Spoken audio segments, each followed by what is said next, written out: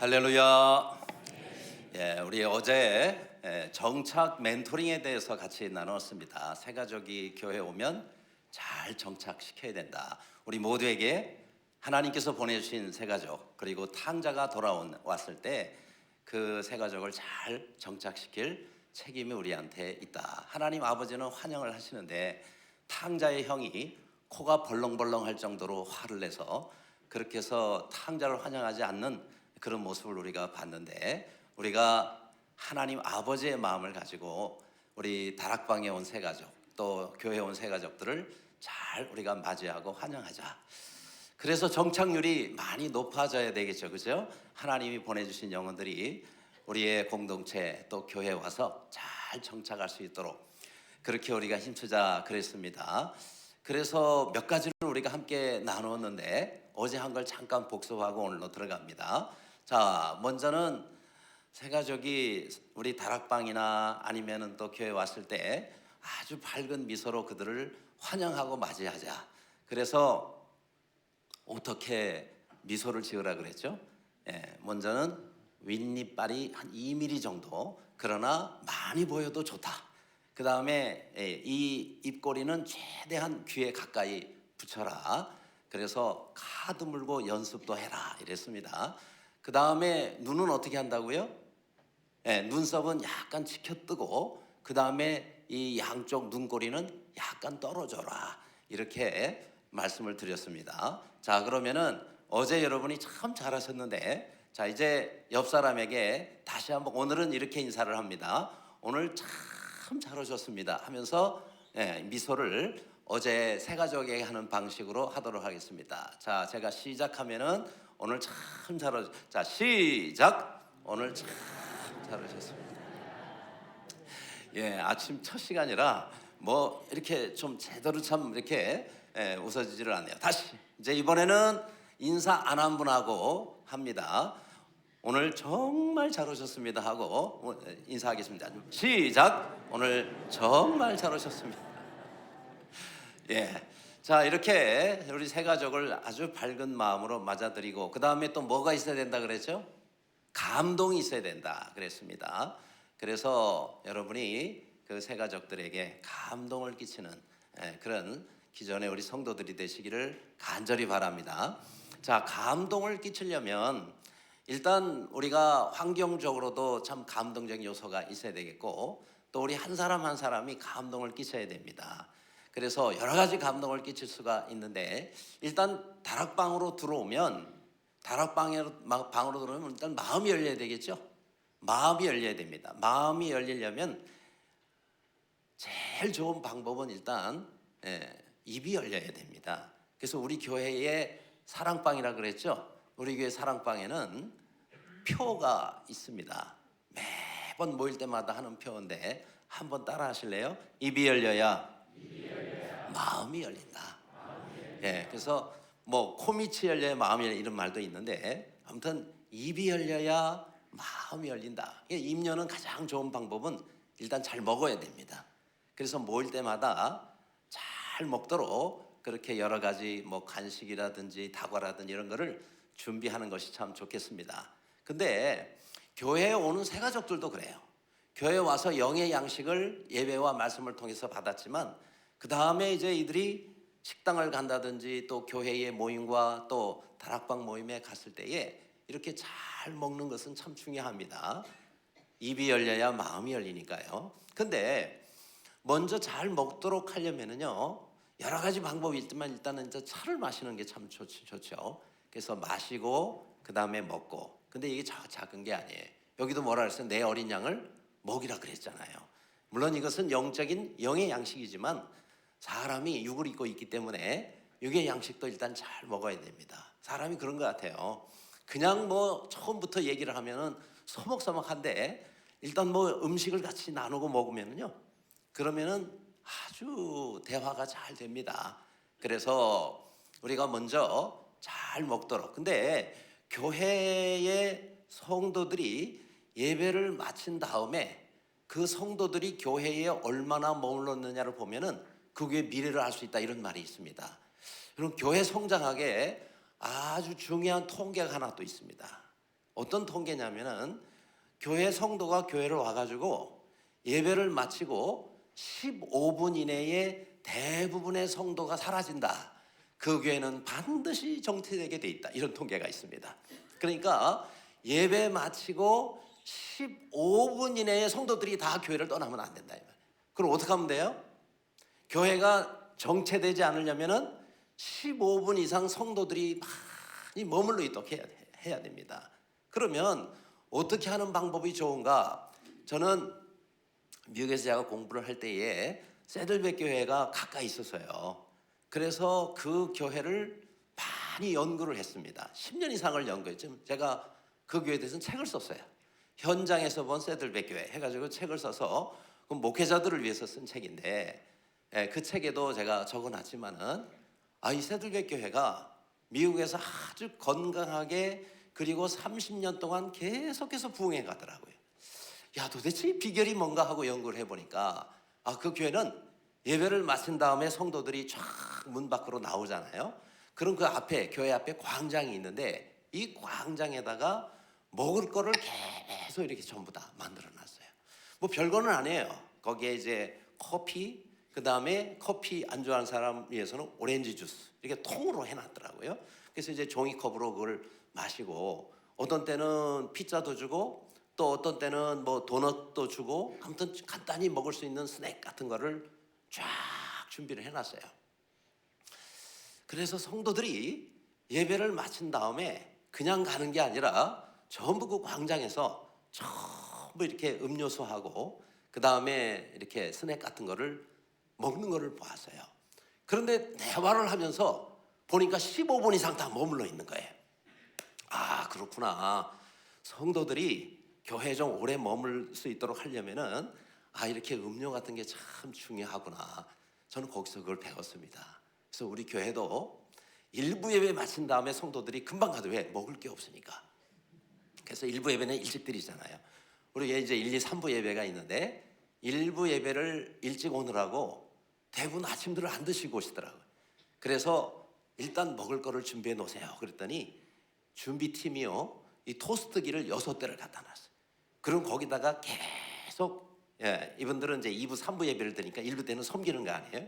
토스트를 계속 굽더라고요. 그러고는 반 잘라가지고 잼 발라서 쫙 놓으니까, 그전에는 잠깐 좀 계시다 가세요. 놔요, 바빠요. 그러고 다 가시더라고요. 그런데 토스트를 딱 준비를 해놓고 좀 드시고 가세요. 그랬더니요, 바쁜데 그러면서 다 드시고 가시더라고요. 그래서 제가 알았어요. 바빠도 먹을 시간은 있구나. 그래서 그분들이 앉아가지고 드시면서 또 음료도 마시고 차도 마시고 그러잖아요. 근데 제가 특별 지시를 해놨어요. 그 준비팀에게 차를 끓여 놓을 때는 95도 이상으로 끓여놔라. 웃는 분들은 벌써 다 이유를 아시는 거예요. 왜냐, 미지근하면요 훌쩍 마시고 금방 가면 5분도 안 걸려요. 그러면 안 되잖아요. 그렇죠? 15분 이상 있어야 되니까. 그래서 95도씨 이상으로 끓여놔라. 그랬더니 뜨끈뜨끈하게, 그러니까 아주 뜨겁게 해놓으니까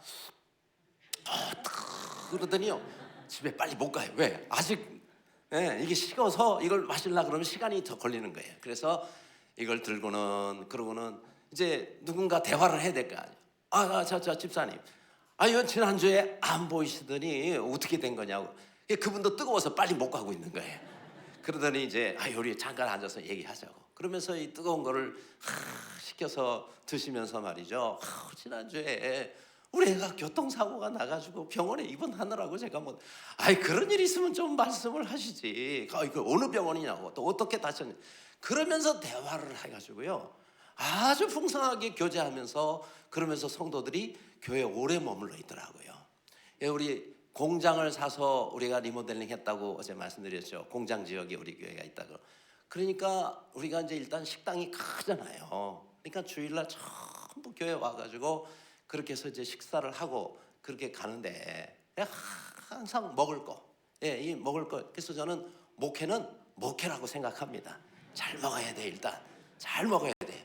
그래서 하나님께서 우리에게 이렇게 귀한 것들을 참 주시는데, 영의 양식만이 아니라 육의 양식까지 잘 드셔가지고 여러분 다락방에 하나님께서 보내주신 영혼들이 잘 정착하는 은혜가 있기를 간절히 바랍니다.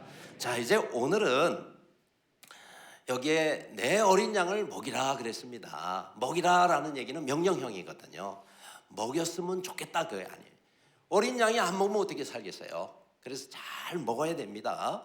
그런데 여기서 우리가 하나님께서 주신 그와 같은 하나님의 우리 주님께서 보내신 새가족과 어린 양들을 잘 먹여야 됩니다. 그 먹이는 책임은 우리에게 있습니다. 우리 성도들이 그들에게 하나님의 말씀을 또 먹여야 되는 거예요. 물론 전체적으로는 목사님께서 가르치고 목사님께서 먹이시지만은 그 주신 말씀을 가지고 어디서? 다락방에서 하나님의 말씀을 잘 나누고 먹여야 되는 거예요. 그러니까 다락방이요, 먹기만 하고 헤어지면 안 됩니다. 왜냐? 영의 양식을 하나님께서 먹이라고 우리들에게 보내주셨으니까 하나님의 말씀을 잘 나누고 먹여야 되는 거예요. 근데 어떤 분은 그런 착각을 하시더라고요. 내 어린 양을 먹이라 그러셨잖아요. 그런데 이 자가 피곤해서 누우면 의자가 됩니다. 그러면 내 어린 양을 먹으라라는 말이 되는데 이거를 잘못 봐가지고요, 내 어린 양을 먹으라 이렇게 해석을 해서 어린 양을 잡아먹는 그와 같은 순장님들이 계시더라고요. 자, 물론 순장님이 잡아먹는 건 아니겠죠. 그러나 주신 영혼을, 아니 연초에 시작할 때는 분명히 7명이 시작했는데 연말 될 때 보니까 5명밖에 안 남았어요. 그럼 2마리 어린 양은 어떻게 된 거예요? 목사님 그래도 제가 안 잡아먹었네. 안 잡아먹어도 잡아먹히도록 방치하거나 이런 것도 여러분 순장님의 책임입니다. 그러니까 먼저는 시작할 때 기도를 해야 돼요. 하나님, 주님께서 제게 주신 이 다락방의 영혼들이 영적으로 잘 건강하게 자랄 수 있게 해주옵소서. 믿음으로 잘 성장하게 해주시옵소서. 그렇게 해서 우리 순장님들이 잘 해주셔야 되고, 그 다음에 이렇게 내 어린 양을 먹이라 그랬으니까 하나님의 말씀을 잘 먹일 수 있도록 해야 돼요. 그런데 일단 다락방에 들어간 사람, 또 교회에 온 성도들은 잘 자라야 되겠죠. 왜요? 우리가 영적으로 자라가는 것은 그것은 선택사항이 아닙니다. 이건 가장 중요한 필수예요. 왜냐? 어제도 말씀드렸죠. 갓난아이가 태어나면 잘 자라야 된다. 그래서 우리가 신앙생활을 할 때 교회 오면요, 무엇보다도 영적으로 잘 자라가야 됩니다. 성경에 이렇게 명령했어요. 에베소서 4장 15절 말씀에 보면은 오직 사랑 안에서 참된 것을 하여 범사에 그에게까지 자랄지라 그랬습니다. 자, 그러면 여기서 그가 누굽니까? 예수님입니다. 그러니까 범사에 예수님에게 이르기까지 자라가라는 거예요. 자, 이것도 역시 명령형으로 돼 있죠. 그러니까 우리가 영적 성장의 목표는 옆에 있는 사람이 아니에요. 영적 성장의 목표는 예수님입니다. 그리스도의 장성한 분량에 이르도록 자라가라 그랬거든요. 그래서 우리는 늘 우리 주님이 나의 목표라는 사실을 알고 우리 주님에 이르도록 계속해서 우리가 자라가야 됩니다. 또 베드로서 3장 18절에도 그를 아는 지식에서 자라가라 이렇게 말씀했어요. 여기서도 자라가라라고 말씀합니다. 그러니까 우리가 신앙생활을 할 때 우리의 믿음이 잘 자라가도록 힘써야 됩니다. 따라서 주님께서 명령하신 것, 우리 순장님들은 내 어린 양을 먹이라 그랬으니까 하나님의 말씀으로 잘 먹이도록 하나님 말씀으로 잘 준비해야 되고요. 그 다음에 또 우리 성도들은 자라가라 그랬기 때문에 예수 그리스도 우리 주님에 이르도록 범사에 자라기를 힘써야 됩니다.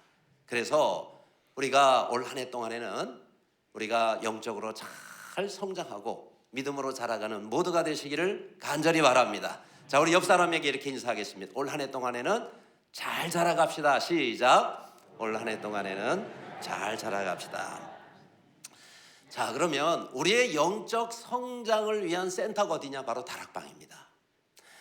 자, 우리가 주일날 전체가 모여서 예배를 드리지만 그 이후에는 이제 나머지 한 주간 동안에는 이제 소그룹으로 모여야 돼요. 우리 이상한 목사님도 그분 강조하셨죠. 대그룹으로 모여서 우리가 예배를 드리고 그 다음에 소그룹으로 모여서 우리가 거기서 영적으로 자라간다. 그러니까 이 다락방의 목적은요, 우리가 영적인 가족이 아니에요. 그렇죠? 어제 가족형 소그룹이라 그랬죠. 그래서 여기서 우리가 잘 자라가야 됩니다. 근데 사실 이 다락방에 참석을 안 하는 사람들이 참 많아요. 그래서 다락방에 참석을 해야 우리가 자라가는데, 일단 안 하는 사람은 올해 꼭 다락방에 참여하도록 그렇게 힘쓰시기를 바라고, 그리고 다락방에 참여한 사람들은 내 믿음이 잘 성장할 수 있도록 하시기를 바랍니다. 그런데 자, 우리가 영적으로 잘 자라가려면 무엇보다도 하나님의 말씀을 잘 섭취해야 돼요. 그러니까 우리가 교회 와도 마찬가지고, 그 다음에 우리가 다락방에 들어가도 마찬가지고, 거기에서 하나님의 말씀을 우리가 잘 섭취해야 돼요. 자, 우리가 목사님의 말씀을 통해서 주일날 예배를 또 참여하고 말씀을 듣잖아요. 그런데 우리가 들은 말씀은 문을 나가는 순간에 잊어버리기 시작합니다. 그래서 24시간이 지나면 5% 정도밖에 기억이 나질 않다 그래요. 그러니까 하루를 지나면요, 평균 95%의 말씀이 나를 떠납니다. 그러니까 거의 다 잊어버린다고 생각하시면 돼요. 그러니까 지난 주일날 목사님 설교 제목이 뭐죠? 그러면 답을 하는 사람이 거의 없어요. 왜냐? 거의 다 잊어버려서 제목까지도 기억이 안 나는. 그러니까 우리가 하나님의 말씀을 들었다고 끝나는 것이 아니라, 이제 들었으면 그 말씀이 내 마음 가운데 머물도록 해야 돼. 그래야 영적으로 우리가 자라갈 수가 있습니다. 자, 그러면 하나님의 말씀을 우리가 잘 잊어버리니까 잊어버리지 않도록 해야 될 거 아니겠어요? 잊어버리지 않도록 하려면은 두 가지가 있습니다. 하나는 잘 그것을 메모를 하시기를 바랍니다. 기록을 하시기를 바랍니다. 아멘. 네, 물론 쉽지는 않아요. 그래서 우리 교회는 성도들이 하나님의 말씀을 잘 기록하도록 하기 위해서 주일날 예배의 주보에다가 항상 이렇게 설교 노트를 제가 끼워줘요. 이게 이제 지난 주일날 제가 우리 성도들한테 나눠준 설교 노트입니다. 물론 매 주일마다 설교 노트를 나눠줘요. 자, 이 설교 노트는 제가 그날 주일날 말씀 전할 요약이 되어 있습니다. 근데 자세하게 이렇게 설명이 되어 있는 게 아니라 짧게 이렇게 되어 있는 요약식으로 그렇게 되어 있습니다. 제가 신앙생활을 어릴 때부터 이렇게 하다가 보니까, 야, 목사님이 저렇게 정성스럽게 준비해서 전하는 말씀이 하루 이틀 지나면 거의 다 기억이 잘 나지를 않는 거예요. 그래서 처음에는 제 머리가 나쁜가 그랬더니 보니까 제가 머리가 그렇게 나쁜 건 아니더라고요. 한 평균 정도는 되는데 왜 이렇게 하나님 말씀을 들으면 이렇게 잊어버리지? 그래서 그때부터 적기 시작했습니다. 안 잊어버리는 좋은 방법 중에 하나는 목사님 말씀할 때 열심히 메모를 하는 거예요. 그러니까 이제 설교 노트를 준비를 해야 되겠죠. 그러니까 성경책 찬송가 외에 설교 노트를 하나를 준비를 해서, 그래서 거기다가 들은 말씀을 계속 제가 메모를 하기 시작했어요. 그랬더니 집에 가서도 볼 수 있고, 아니면은 또 학교 가서도 볼 수 있고, 볼 수가 있더라고요. 그렇게 해서 이제 그 말씀들을 그때부터 적기를 시작했습니다. 그러니까 그게 공부하는 데도 도움이 돼요. 선생님이 학교에서 말씀하시면은 노트에다가 필기를 잘 하는 겁니다.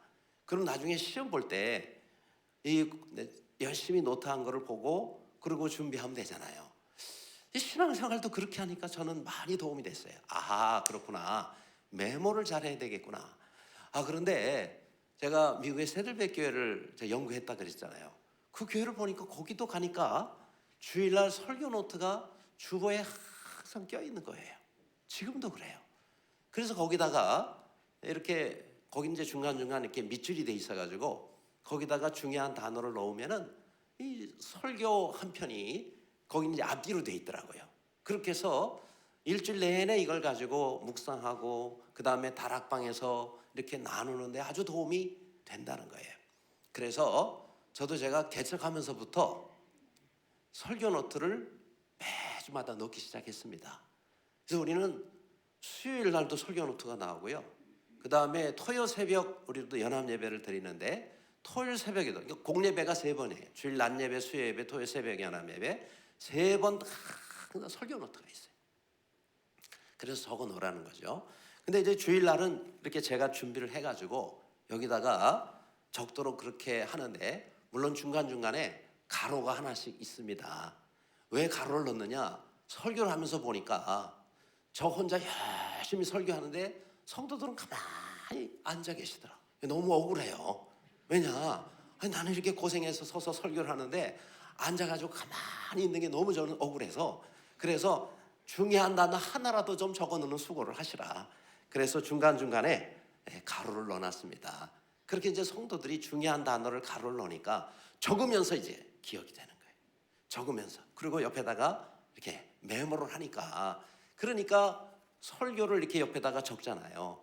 기억하는 데 도움이 됩니다. 여러분, 우리가 시험 공부할 때도 그냥 듣고만 있으면 나중에 시험 보려면 다 잊어버리잖아요. 그런데 자기가 시험 공부할 때 계속 쓰면서 외우면 훨씬 더 효과적으로 외워집니다. 이스라엘 백성들이 왜 광야에서 멸망했습니까?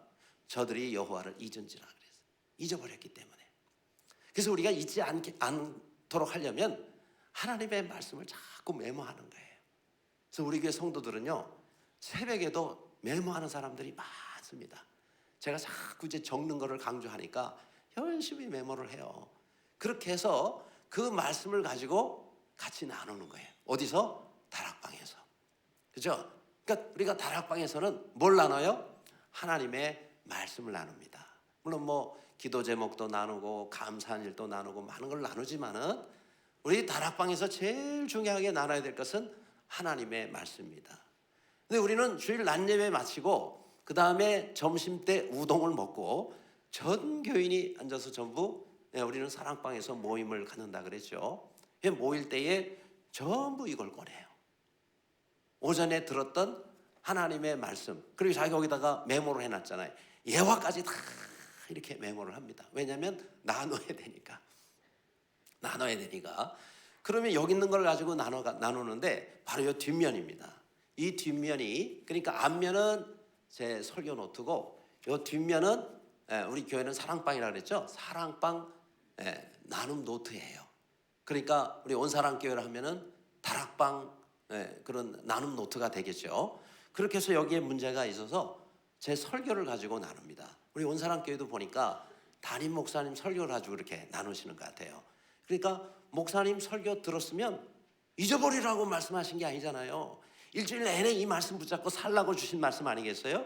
하나님께서 목사님의 입을 통해서 정말 일주일 동안 꼭 필요한 말씀을 목사님이 기도하고 묵상하시면서 우리들에게 전해주신 하늘의 양식이라고요. 그러면 이 양식을 우리가 잘 나누는 게 중요합니다. 그런데 다락방에 참석하지 않는 사람은 나눌 대상이 이제 없는 거예요. 그렇죠? 집에 가서 나눌 수 있다면 좋지만 집에 가서도 안 나누죠. 친구들하고도 안 나누죠. 그러니까 나누지를 못하면 다 잊어버립니다.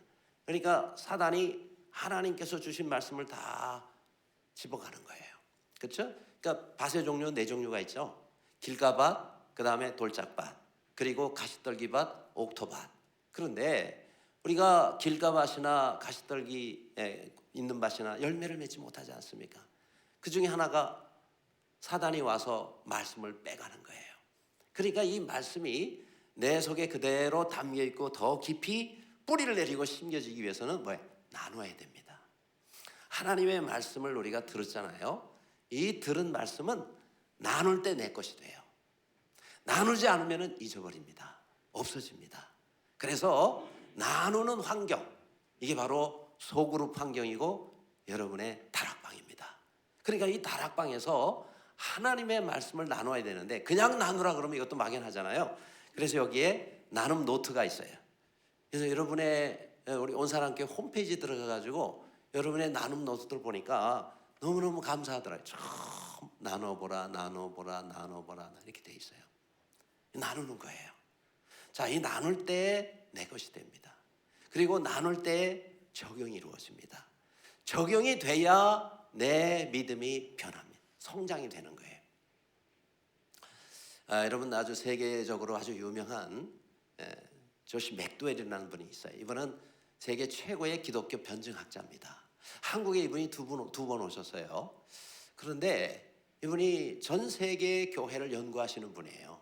그리고 정확한 데이터를 가지고 정확한 분석을 하고 그리고 그 교회에 대해서 진단을 하시는 분인데, 이분이 한국 교회 와가지고 이런 말씀을 하시더라고요. 한국 교회의 문제는 사이즈가 아니라 깊이가 없는 데 있다, 이렇게 진단을 하더라고요. 그러니까 여러분, 교회는 사이즈가 문제가 아니라 얼마나 많은 성도가 모이느냐가 아니라 그 성도들이 가지고 있는 영적 깊이라는 거예요. 근데 이 영적 깊이는 영적 성장의 좌우가 됩니다. 그러니까 영적 성장이 많이 된 사람은 깊이가 있는 신앙생활. 교회는 오는데 신앙생활에 깊이가 없는 사람, 그렇죠? 그건 믿음이 약한 사람을 말하는 것이죠. 그러니까 우리가 신앙생활을 할 때 깊이 있는 신앙생활을 하려면은 하나님의 말씀을 잘 내 삶 가운데 적용을 해야 돼요. 그래서 내 삶이 말씀으로 인해서 변화가 일어나야 됩니다. 그래서 우리가 이제 다락방에 참여를 하면요, 무엇보다도 하나님의 말씀, 이 말씀을 나누시기를 바랍니다. 근데 신앙생활을 혼자 하면 나눌 사람이 없잖아요. 성경에서도 나누는 것이 왜 중요하다고 말씀하냐면 전도서 4장 9절 말씀에 보면은 두 사람이 한 사람보다 나음은 그들이 수고함으로 좋은 상을 얻을 것입니다. 이렇게 말씀했습니다. 그래서 우리가 한 사람보다 두 사람이 낫다 그러잖아요. 왜냐? 두 사람이 어려울 때 이끌어 주잖아요. 넘어졌을 때 일으켜 주잖아요. 그리고 함께 나누는 겁니다. 함께 나누는. 여러분, 유대인들이 자녀 교육을 성공적으로 잘하는 비결이 바로 하브루타에 있다 그러잖아요. 하브루타가 뭡니까? 친구가 친구를 만나가지고 계속해서 어떤 주제를 가지고 나누고 토론하는 그 환경을 하브루타라고 그래요. 그러니까 우리가 하나님 말씀을 들었으면 이렇게 나눠야 되는데 어디서 나눠요? 다락방에서 나누는 겁니다. 그래서 다락방에 참여하는 사람의 믿음이 자라게 돼 있어요. 그래서 우리는 이제 다락방을 이번 새해에 여러분이 꼭 참여해야 되겠다는 그러한 마음을 가지고 다락방에 늘 출석하면서 믿음이 자라가시는 여러분 되시기를 간절히 바랍니다. 그 다음에 이제 우리가 하나님의 말씀을 나눌 때에 자라가고요. 그 다음에 내가 이제 자라갈 때에 더 잘 자라가는 하나의 방법이 또 있습니다. 그것이 뭐냐면 다른 사람을 내가 세우고 양육하는 일입니다. 자, 먼저는 내가 양육을 받아야 되겠죠. 그 다음에는 나도 이제 성장한 다음에는 다른 사람을 또 우리가 도와주고 양육하는 것이 중요합니다. 왜냐? 하나님께서는 우리 한 사람 한 사람 믿음이 자라가도록 하기 위해서 받기만 하는 것이 아니라 줄 때에 우리가 성장하도록 만들어 주셨어요. 자, 그래서 이런 말이 있습니다. outside in이라는 말이 있어요. 그게 뭐냐면은 내게 있는 것이 밖으로 나가잖아요. 그게 다시 내게 돌아온다라는 거예요. 그러니까 다른 사람을 저주하면 그 저주가 내게로 돌아오고요. 반대로 내가 다른 사람을 축복하면 그 축복이 내게 돌아오는 거예요. 여러분, 성경에 이런 말씀이 있죠. 내 양식을 물 위에 던지라. 여러 날 후에 도로 찾을 것이요. 자, 양식을 강물에다가 던지면은 이게 내려갑니다. 그렇죠? 그럼 나를 떠나는 거예요. 그 강물이 거꾸로 옵니까? 아니에요.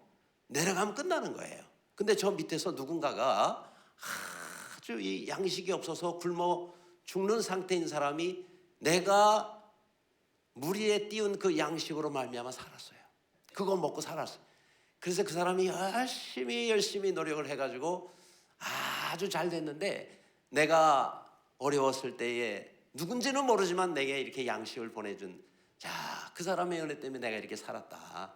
그래서 다른 사람에게 베풀다가 내 자녀가 어려워져가지고 그 사람 때문에 살았다.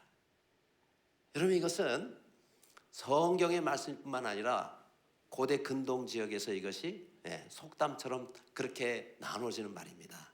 그러니까 영적으로도 이것이 똑같은 원리가 적용이 돼요. 내가 하나님께서 주신 이 말씀을 내가 가지고 있으면 없어져요.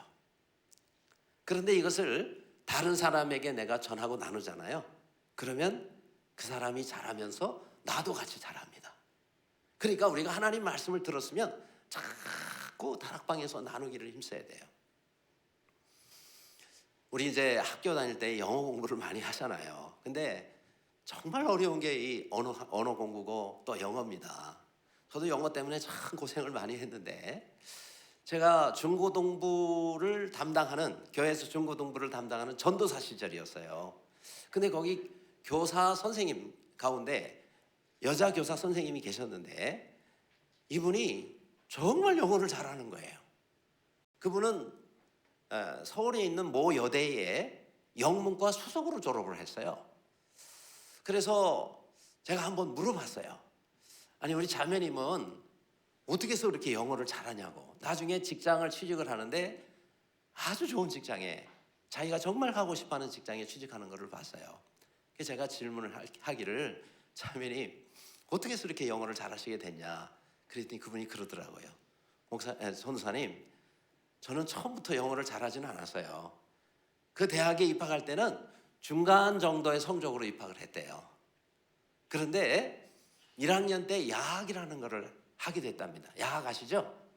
어려운 학생들에게 무료로 가서 저녁에 공부를 가르쳐주는, 자기가 이제 과니까, 영문과니까, 그래서 영어를 가르쳐줬대 아이들에게. 그런데 그 아이들을 가르치면서 영어를 자기가 잘하게 됐다는 거예요. 그러면서 나중에는 영어 성적이 반에서 1등이 돼가지고 영문과 수석 졸업. 자, 저는 그 원리를 거기서 깨달았어요. 아, 그렇구나. 내가 지금은 아주 영적으로 성장한 사람이 아닐지라도 자꾸 내 말씀과 하나님이 내게 주신 은혜를 나누다가 보면은 그게 내 거가 되는 거예요. 그래서 하나님은 내 믿음을 자라게 해주시는 겁니다. 여러분, 이게 멘토링의 원리가 되는 겁니다. 그러니까 이 멘토링이라는 거는 한마디로 관계를 통해서 영향을 끼치는 거예요.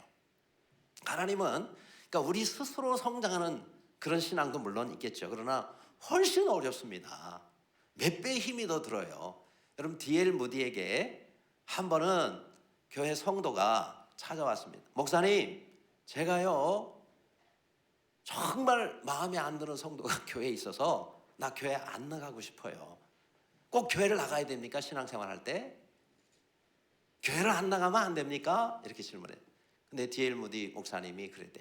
아무 얘기를 안. 그때가 이제 지금처럼 시카고의 겨울이었는데, 여러분 옛날에는 이렇게 그 조개탄이라고 있죠. 난로가 있는데 요만한 석탄, 그 조개탄으로 그렇게 난로가 돼 있었는데 거기서 집게로 헐헐 타고 있는 그 조개탄 하나를 꺼내 가지고 바닥에다 이렇게 던져놓더래요. 그 이제 처음에야 이제 멀겋게 돼가지고 잘 타겠지만은 시간이 지나니까 불과 10분, 20분도 안 돼가지고 하얗게 죄로 변하는 거예요. 그런데 아직도 이 난로에는 홀로 전체가 타고 있는 거예요. 그때 깨달았다는 거예요. 그렇죠? 나 혼자 신앙생활하면 금방 이렇게 식어버려요. 그런데 함께 신앙생활하면 이렇게 계속해서 우리의 신앙이 타오를 수가 있는 겁니다. 그러니까 우리가 신앙생활을 할 때 같이 나누는 게 참 중요합니다. 그래서 이 나눌 수 있는 환경이 뭐다? 바로 우리의 다락방이다. 그래서 하나님께서 주신 말씀을 다락방에서 나누는데, 다락방에서 나누는 것 외에도요, 나보다가 신앙이 약한 사람들, 또 처음 들어온 새가족들, 그 새가족들을 여러분이 양육을 하실 수 있다 그러면 가장 좋습니다. 왜요? 다른 사람을 양육하면 내가 성장을 해요. 그래서 우리 교회도 처음 들어온 이 새가족들이라든지 아니면은 우리 교회의 이 셀에서 믿음이 약한 성도들을 전부 1대1로 연결을 해줘요. 연결을 해줘서 그 사람하고 제일 좋은 것은 교제를 가지고 양육을 하는 일이고요. 양육을 안 한다 하더라도 그 사람을 챙겨주는 겁니다. 챙겨주는 거예요. 여러분 교회 바나바 있으시잖아요. 바나바가 새가족을 정착하기 위해서 그 사람을 돕는 것처럼 여러분의 다락방 안에도 이렇게 정착 역할을 하는, 정착 멘토 역할을 하는 바나바라든지, 아니면 우리 교회는 정착 멘토가 있는가 하면 양육 멘토가 또 따로 있어요. 그러니까 정착 멘토의 하는 일은 뭐예요? 정착을 시키는 거죠. 그런데 일단 사랑방이나 다락방으로 들어오면 그 사람의 양육 멘토가 정해져요. 가장 중요하게 제가 강조하는 게 그 부분입니다. 양육 멘토를 정해요. 그래서 이 사람이 그 영적인 그런 아직 이렇게 시작하는 사람이나 약한 사람을 1대1로 맡아가지고 그 사람을 양육을 합니다. 그래서 내 어린 양을 먹이라 했던 것처럼 하나님 말씀을 같이 나눕니다. 나누고, 그리고 여기 설교 노트가 있잖아요. 이 설교 노트를 가지고 같이 지난주에 받았던 은혜를 같이 나눕니다. 1대1로 짝을 지어가지고 그렇게 해서 양육을 하는데, 물론 그냥 양육하라 그러면은요, 오래 못 가요. 그래서 기간을 정해줍니다. 보통 한 3, 4개월 정도를 교재를 가지고 양육을 하게 합니다. 그 교재가 이겁니다. 우리 교회는 요 교재를 가지고, 이게 1:1 양육 교재예요. 여기에 1:1 양육을 위한 멘토링 이렇게 돼 있어요. 그래서 이 교재를 가지고 멘토와 멘티가, 그러니까 양육을 받는 사람을 멘트라 그러고 양육을 해주는 사람을 멘토라 그래요. 그래서 여기 보면 우리 주님의 제자가 되자 그랬잖아요. 우리 교회는 제자 훈련을 마친 다음에는 멘토 훈련이 또 있어요. 이 멘토 훈련을 통해서 멘토가 되잖아요. 보통 한 3개월 정도를 합니다. 3개월이니까 길지는 않죠. 그래서 이분이 멘토가 돼가지고 아까 얘기한 요 교재를 가지고 1:1로 우리 교회에 셀에 들어온 그 세 가족을 둘이 1:1로 만나가지고 그렇게 해서 양육을 합니다. 그러면 어떤 현상이 일어나느냐면 이 멘티도 믿음이 자라요. 왜요? 1:1로 양육을 해주니까. 여러분, 갓난아이가 태어나면 엄마가 1:1로 양육을 해주잖아요. 그렇죠? 엄마가 안 하면 할머니라도 해줍니다. 엄마도 없고 할머니도 없고 양육해 줄 사람이 없다. 그러면 고아원을 보내야 돼요. 양육해 줄 사람이 없으면 죽게 방치할 수는 없잖아요. 나라에서도 양육해 줄 사람이 없으면 고아원을 보냅니다. 그런데 여러분, 우리는 다 영적인 가족인 다락방이 있잖아요. 다락방에서 이 사람을 1:1로 양육을 해주는 것이 너무너무 중요합니다. 저는 대학 제가 1학년 때에 영적으로 많이 방황을 했어요. 제가 중고등부 회장까지 했던 사람입니다. 그런데 고등학교 3학년 때에 저희 부모님이 다 안 믿으세요. 안 믿으시니까 제가 고등학교 3학년 때 교회를 가니까 못 가게 하시는 거예요. 그러면서 교회 나가면은 내 자식 아니야, 나가. 그러니요, 어떻게 해요? 그래서 할 수 없이 교회를 6개월을 쉬었어요. 물론 우리 전체 가족 가운데 제가 장남이고 밑에 동생 둘이 있고 부모님이 계시는데 저 혼자 교회를 다녔어요. 그러니까 혼자 신앙생활을 하니까 이런 어려움이 있는 거예요. 이런 어려움이 있을 때에 그걸 제가 극복을 못 하겠더라고요. 그래서 제가 교회를 6개월을 쉬었어요. 교회를 6개월을 쉬는 동안에 시험이 들었어요. 교회를 안 나가니까 사단이 역사를 하더라고요. 그래서 나중에는 대학 1학년 때 대학은 들어갔죠. 그런데 제가 원하는 대학을 들어가지 못했어요. 하지만 어쨌든 교회는 제가 다시 나갔습니다. 그런데 그때부터 이제 성경을 보니까 성경이 거짓말 같아요. 아니, 홍해 바다를 어떻게 사람이 갈러?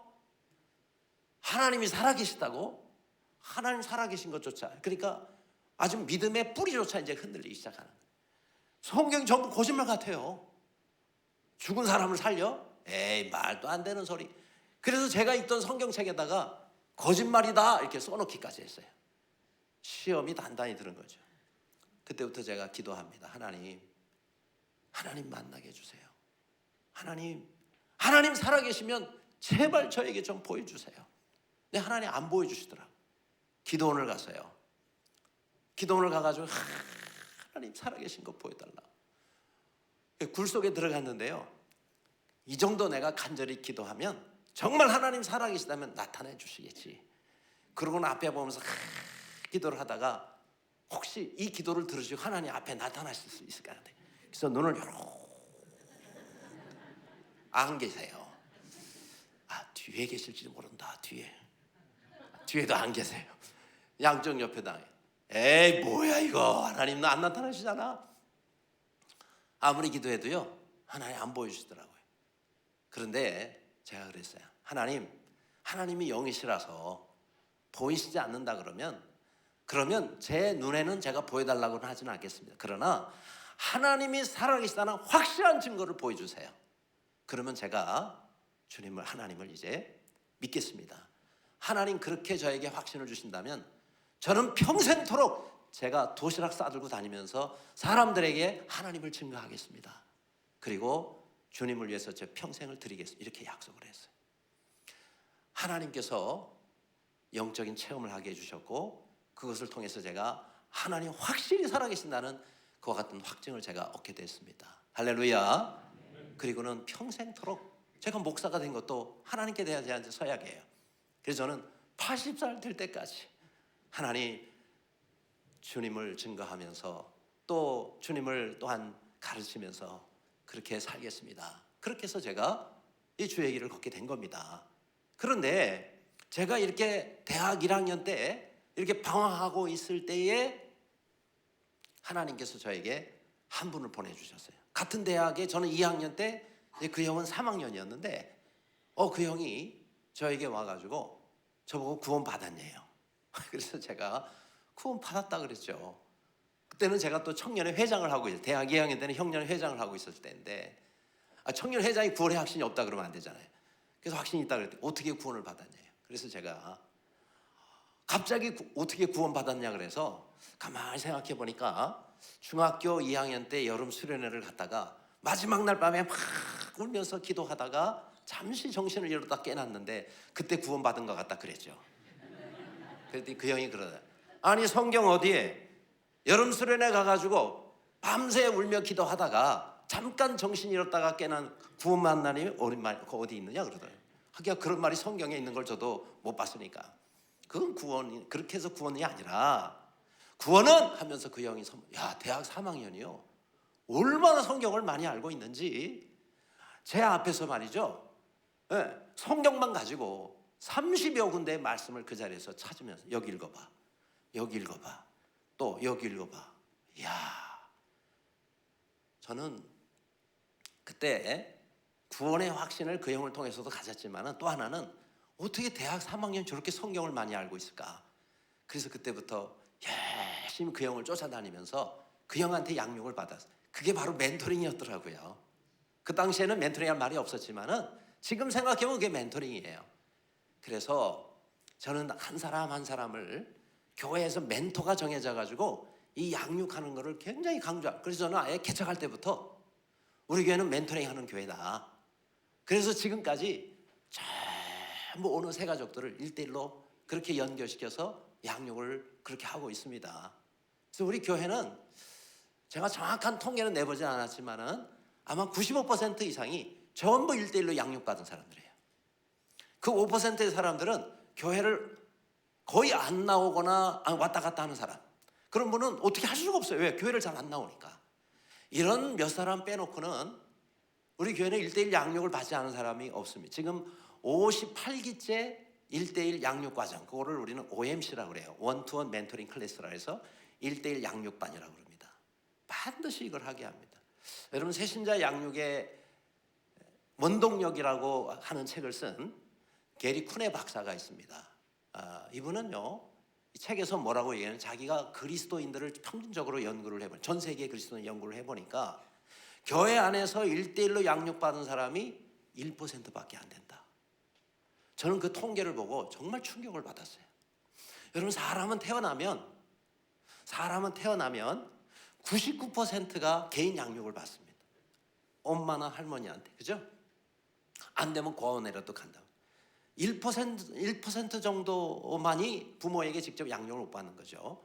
그런데 어찌 하나님의 교회에서는 99%가 개인 양육을 못 받는가? 제가 보니까 양육해 줄 사람이 없는 거예요. 양육해 줄 사람이 없는 거예요. 그래서 앞으로 내가 목회를 하면 99%의 성도가 양육을 받는, 개인 양육을 받는 그런 목회를 해야 되겠다. 그렇게 제가 하나님께 기도를 하고 지금까지 그렇게 해오고 있습니다. 그래요.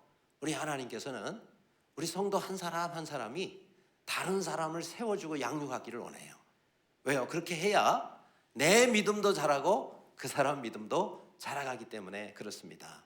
그래서 물론 이거는 하루아침에 되는 건 아니겠죠. 시간이 좀 걸립니다. 그러나 꾸준히 여러분 한 사람 한 사람이 일단 뭐 이런 교재를 가지고 양육을 여러분이 못한다 하더라도 챙겨줄 수는 있잖아요. 집에서 형이나 언니가 있으면 동생들을 챙깁니다. 그렇죠? 저희 어머니가 8남매인데 장녀예요. 그런데 저희 외삼촌들이 저를 너무너무 잘해주는 거 어릴 때. 그래서 왜 이렇게 잘해주십니까? 그랬더니 야 너희 엄마가 우리 어릴 때 다 키워줬어. 그래서 그거 갚는 거야. 그러시더라고요. 저희 어머니가 동생들을 잘 챙겨주고 먹여주고 가르쳐주고 이랬단 말이에요. 마찬가지로 우리가 교회에서 우리 다락방에서 믿음이 연약한 사람이 있다면 순장님이 직접 해주시든지 아니면 다른 사람, 형이나 언니를 시켜서 그렇게 해서 그 사람들을 챙겨주십니다. 그러면 멘토라고 이렇게 이름을 지으면 되겠죠. 우리 교회는 다른 사람을 1대1로 양육할 수 있는 사람, 그걸 이제 우리는 멘토라고 그러고, 멘토는 제자 삼는 제자라고 얘기를 합니다. 그러니까 제자가 되는 것만이 아니라 이제 제자를 삼아야 되잖아요. 마태복음 28장에 19절 20절에 뭐라고 말씀했습니까? 너희는 모든 민족으로 제자를 삼으라 그랬어요. 모든 민족으로 제자를. 그래서 주님께서 마지막으로 승천하시기 직전에 제자들에게 주신 가장 위대한 명령, The Great Commission이라고 그러죠. 최고의 지상 명령이 뭐예요? 모든 민족으로 제자를 삼으라는 거예요. 근데 우리는 제자가 되고 그쳐요. 제자가 되고 그치지 말고 제자를 삼으라. 그렇죠? 제자를 삼으려면 제자 삼는 제자가 돼야 됩니다. 그렇게 해서 제자 삼는 제자가 돼서 우리 성도 한 사람 한 사람을 여러분이 제자 삼기를 간절히 바랍니다. 믿지 않는 사람을 주님께 인도하는 것뿐만이 아니라 그 사람을 제자 삼는 데까지. 그렇죠? 제자 되고 제자로 살자 그랬는데 우리가 제자로 그 다음 단계가 있다면은 제자 삼는 일일 것입니다. 우리 교회는 전체 성도 가운데 60%가 제자 삼는 제자예요. 멘토입니다. 왜냐하면 22년 동안을 제가 그렇게 했으니 60%안 되는 게 이상하죠, 그렇죠? 그래서 새가족이 오면은 새가족 쟁탈전이 벌어져. 무슨 얘기냐면 서로 제가 양육, 제가 양육, 어떤 사람 약속했다가 주중에 다른 사람이 채가기도 하고, 그러니까 얘 은혜가 안 되더라고요. 그래서 질서를 잡아가지고 멘토가 정해지면은 그 멘토에 의해서 3개월, 4개월 동안을 양육할 수 있도록. 그래서 같이 양육을 시작하고요, 같이 맞춰요. 그렇게 해서 58기까지 됐는데 아무쪼록 우리 온사랑교회가 주님의 큰 사랑을 가지고 주님께서 내 어린 양을 먹이라 이렇게 말씀하신 것처럼 한 영혼 한 영혼을 우선 붙잡고 잘 정착을 시키고 그리고 그들을 잘 챙겨주고 그리고 한 단계 더 나아간다면 여러분이 우리 한 영혼 한 영혼을 그들을 잘 양육해서 그렇게 해서 우리 주님께서 이 시대에 참으로 존귀하게 사용하시는 온사랑교회가 되기를 주님의 이름으로 축원합니다. 기도하겠습니다. 하나님, 오늘 우리 하나님께서 내 어린 양을 먹이라 이렇게 말씀해 주셨는데 주여, 먼저는 우리가 먹고 잘 자랄 뿐만 아니라 또한 어린 영혼들, 그 영혼들을 사랑하고 그 영혼들을 잘 먹이고 세워줄 수 있는 그와 같은 우리 모든 제자들이 되도록 인도하여 주시옵소서. 예수님의 이름으로 기도하옵나이다. 아멘.